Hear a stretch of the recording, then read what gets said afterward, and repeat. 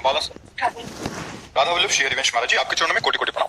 गुरुजी, भगवत प्राप्ति के लिए क्या जीवन में दुख और कष्ट होना जरूरी है? गुरुजी, प्रतिकूलता में तो हमेशा भगवान याद रहते हैं। ऐसा नहीं, अम्बरीश जी चक्रवर्ती सम्राट है, रानियां है, वैभव है। ऐसा कहा कि केवल वो बेचारा दुख ही दुख भोग रहा है, बड़ा कष्ट पा रहा है, ऐसा नहीं।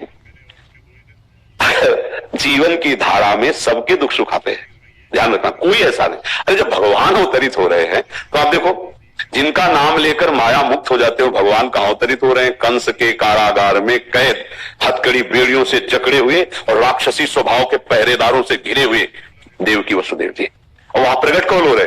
जगत को मोक्ष प्रदान करने वाले भगवान।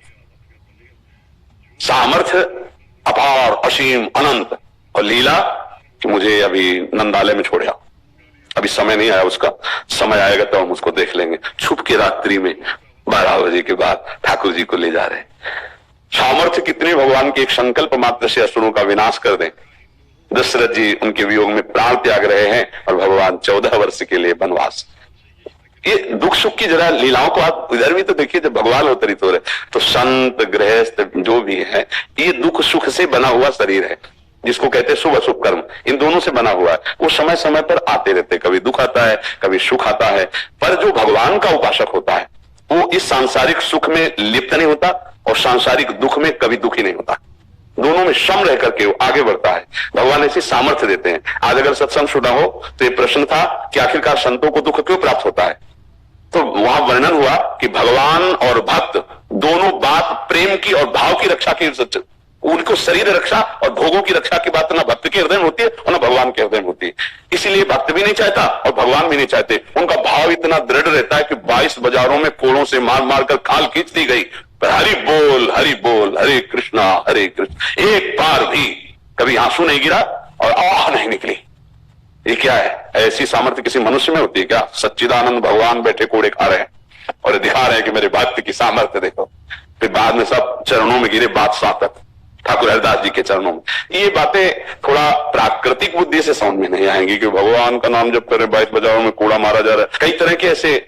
ठाकुर हरिदास जी से पूछा तो उन्होंने कहा कि वास्तविक आपको सत्य कहते हैं, इतना भी हमें कष्ट नहीं हुआ, सारे कोड़े भगवान अपने ऊपर ले रहे थे।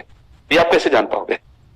बाहरी के खिलवाड़ हो रहा था उनके साथ, वो शरीर जैसे सांप की केचुल है। अच्छा मानो जैसे आपका पुराना कपड़ा है और उसमें 50 लाठी मारी गई, अब आपको क्या कष्ट है? ऐसे संत के शरीर का राग नष्ट हो जाता है, वो दिव्य भाव में निरंतर। अब उनके शरीर को पूजो या पीड़ा पहुंचाओ, वास्तविक कष्ट नहीं होता। अज्ञान के कारण इस शरीर को कष्ट होता है। जैसे आप थोड़ा समझिए कि जब आप सैया पे सोए होते हैं तो आपका एक स्थूल शरीर पड़ा होता है और उसको कोई कष्ट नहीं होता, लेकिन स्वप्न में यदि पिटाई हो रही है तो सैया के पड़े हुए शरीर से निकल पड़ती है, बचाओ। अगर कंट्रोल छूट गया तो आवाज जोर से निकल जाती है, लोग दौड़ पड़ते, क्या हुआ? और उसे जगाया, अरे ये तो मैं स्वप्न देख रहा था। तो क्या कष्ट था क्या? लेकिन कष्ट था, तभी तो चीखा था ना। तो अज्ञान के कारण जगा तो कष्ट था। ऐसे ही ज्ञान में जब जग जाता है तो कष्ट नहीं रहता।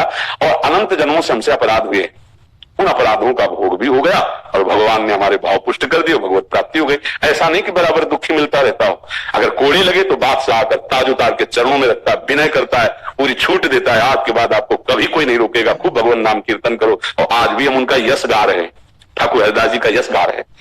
तो ऐसा जैसे कि भक्त को केवल दुख ही मिलता है, ऐसा तो नहीं है।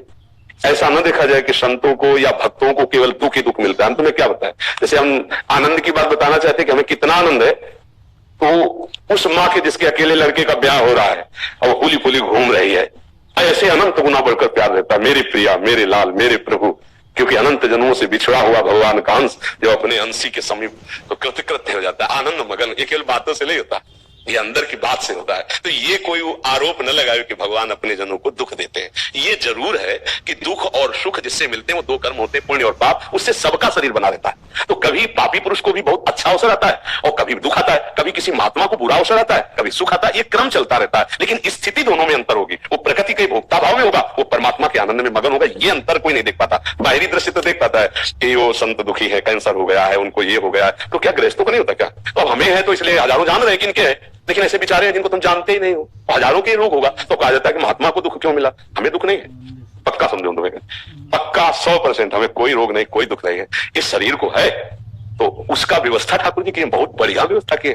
इसलिए बहुत हम आपसे प्रार्थना करते हैं, जैसे भी बने वैसे भगवान का आश्रय और नाम जब करने लगो, वो दुख मिटाने वाले हैं, दुख देने वाले नहीं, मंगल भवन है। महाराज आपके माध्यम से तो सबको आनंद दे रहे हैं, आप तो आनंद में हैं ही, लेकिन आप आनंद हाँ, वो केवल प्रियाजू की कृपा है, केवल प्रियाजू प्रियालाल की कृपा का फल है। और हम आपसे सच्ची कहते हैं, कोई विद्वान नहीं भैया, गांव के स्कूल के कक्षा 9 पढ़े, बार बार बता रहे, जैसे हमसे कोई व्याकरण हो, शास्त्री हो, आचार्य, हम कुछ नहीं है, कक्षा 9 साइड में पढ़ के भाग पड़े थे घर से। ये जो कुछ सुन रहे हो केवल भगवान की कृपा से सुन रहे हो, कोई पढ़ाई लिखाई या हम ज्वाइन किया हो सत्संग का, कॉलेज की कैसे बोला जाता है, कैसे, कुछ नहीं।